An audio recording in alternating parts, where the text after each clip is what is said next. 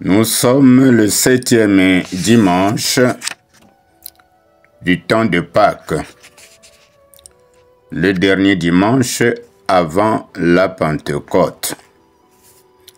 Le texte que l'Église nous propose est Jean, chapitre 17, les versets 20 à 26. Lisons la parole de Dieu au nom de Jésus. Je ne prie pas seulement pour eux, mais pour ceux qui croiront en moi grâce à leur parole. Qu'ils soient tous un, comme toi, Père. Tu es en moi et moi en toi. Qu'ils soient aussi en nous, pour que le monde croie que tu m'as envoyé. Je leur ai donné la gloire que tu m'as donnée, pour qu'ils soient un comme nous sommes un. Moi en eux et toi en moi. Ainsi ils atteindront l'unité parfaite, et le monde connaîtra que tu m'as envoyé et que tu les as aimés comme tu m'as aimé. Père, si tu me les as donnés, je veux qu'ils soient avec moi là où je suis. Je veux qu'ils voient ma gloire que déjà tu me donnes parce que tu m'as aimé dès avant la fondation du monde. Père juste, le monde ne t'a pas connu, mais moi je t'ai connu, et ceux-ci ont reconnu que tu m'as envoyé.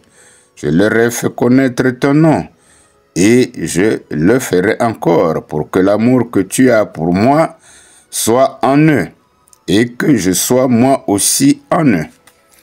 Disons Amen. Alors, bien-aimés de Dieu,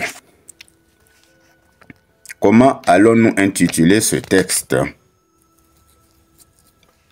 Alors, ce texte peut être intitulé « Prière de Jésus pour le nouveau peuple saint ». Alors, autrement dit, cette prière s'appelle « Prière pour le nouveau peuple de Dieu », comme nous venons de le dire, mais c'est la prière d'intercession de Jésus avant sa passion. Il prie pour ses disciples. On l'appelle aussi prière sacerdotale. Alors c'est une prière qui prend tout le chapitre 17 de l'évangile de Saint Jean. Mais aujourd'hui nous méditons une partie de cette prière et la partie que nous méditons, on l'intitule « Jésus prie pour tous les croyants ». Jésus prie pour tous les croyants. La Bible ne nous indique pas le lieu où Jésus prononça cette prière, communément appelée prière sacerdotale ou prière d'intercession. Jésus répand en présence de Dieu et de ses disciples le dernier fond de son âme. Il fait par là s'entendre à Dieu en recommandant ses disciples à Dieu, priant à la fois pour lui-même, ses disciples et ceux qui auront cru en lui. Alors, donc, comme nous l'avions dit, aujourd'hui, nous allons méditer sur la prière de Jésus pour ceux qui croiront en lui.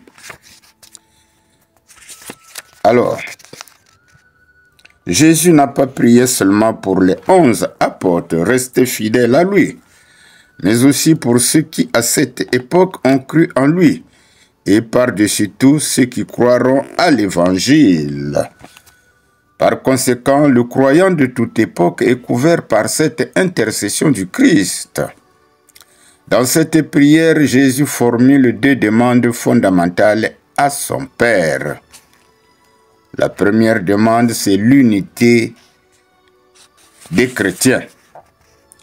Cette unité n'est possible que si nous avons l'amour entre nous, l'amour en Christ et l'amour en Dieu, comme Christ et Dieu sont une même personne.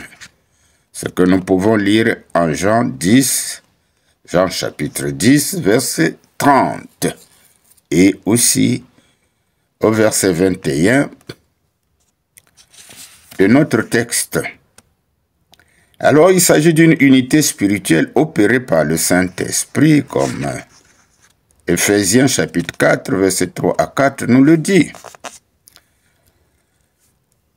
Alors, deuxième demande, l'attachement des chrétiens en Jésus et à Dieu.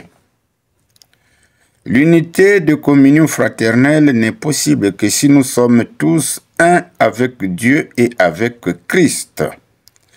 Cette unité nous fait porter alors du fruit, et c'est en portant du fruit que nous pouvons témoigner notre position d'enfant de Dieu au milieu des gens.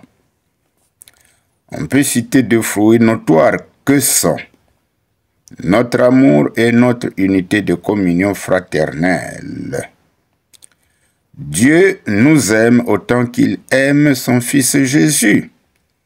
Il a fait de nous ses fils et ses filles, parce que nous avons cru en Jésus. Confère Jean, chapitre 1, verset 12. Jésus continue à nous révéler Dieu par le Saint-Esprit, pour que l'amour de Dieu soit en nous et que Jésus lui-même soit en nous. Alors, mes bien-aimés, une fois que nous avons essayé de comprendre le texte, y a-t-il un enseignement? Le monde constate-t-il que les chrétiens ont de l'amour entre eux et par-dessus tout sont-ils unis? Alors, les deux questions évoquent deux concepts pertinents. En effet, l'œuvre du diable est de déstabiliser l'unité et l'amour fraternel des chrétiens par une entreprise de division savamment orchestrée.